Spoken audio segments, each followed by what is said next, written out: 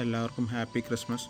അപ്പോൾ കഴിഞ്ഞ വീഡിയോയിൽ ഞാൻ വീഡിയോ എടുത്ത് കാണിച്ചു കഴിഞ്ഞപ്പോൾ ചിലരെന്നോട് ചോദിച്ചിട്ടുണ്ടായിരുന്നു, ഇത് എന്തൊക്കെ മെറ്റീരിയൽസാണ് കൊണ്ടാണ് ഉണ്ടാക്കിയേക്കണതെന്നൊന്ന് പറഞ്ഞു തരുമെന്ന് ചോദിച്ചിട്ടുണ്ടായിരുന്നു. അപ്പോൾ ഇതെന്ന് പറഞ്ഞിട്ടുണ്ടെങ്കിൽ നമ്മുടെ സാധാ ടൈപ്പ് നമ്മളെ കുപ്പികൾ, പ്ലാസ്റ്റിക് കുപ്പികൾ കട്ട് ചെയ്തിട്ടുള്ളതാണ്. പിന്നെ നിങ്ങൾക്ക് കാണാൻ പറ്റും അകത്തിരിക്കണത് ജസ്റ്റ് വൈക്കോലിൻ്റെ കെട്ടുകൾ കെട്ടി വെച്ചേക്കണതാണ്.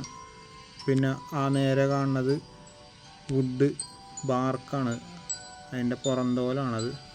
പിന്നെ ചെറിയ ചുള്ളിക്കമ്പുകളൊക്കെ കെട്ടി വെച്ച്, പിന്നെ ഈ സൈഡിൽ കാണുന്ന ഈ ഇരിക്കുന്ന ഐറ്റംസ് എല്ലാനും പ്ലാസ്റ്റിക്കും പെയിൻ്റ് അടിച്ച് വെച്ചേക്കണതാണ് ജസ്റ്റ്.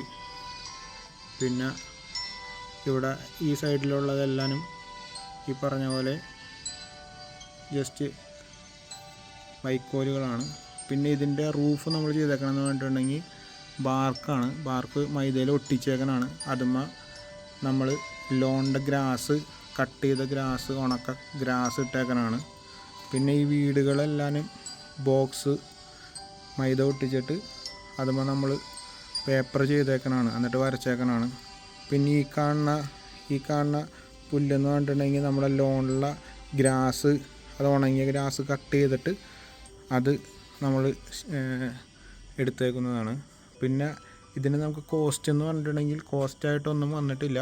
കാരണം എന്ന് വെച്ച് കഴിഞ്ഞാൽ ഇത് കഴിഞ്ഞ വർഷവും ഞാൻ ഉപയോഗിച്ചിരുന്ന മെറ്റീരിയൽസൊക്കെ തന്നെയാണ് ഞാൻ ഉപയോഗിച്ചിട്ടുള്ളൂ. വേറെ എക്സ്ട്രാ കോസ്റ്റൊന്നും നമ്മൾ വന്നിട്ടില്ല.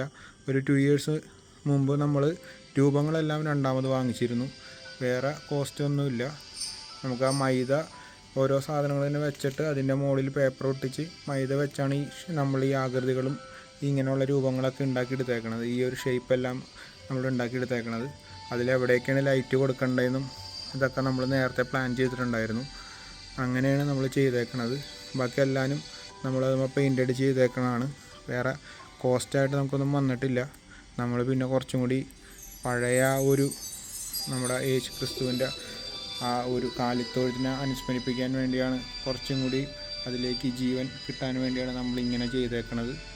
അപ്പോൾ എല്ലാവർക്കും ഒരു ഹാപ്പി ക്രിസ്മസ്. അടുത്തൊരു വീഡിയോ കാണുന്നവരെ ബൈ.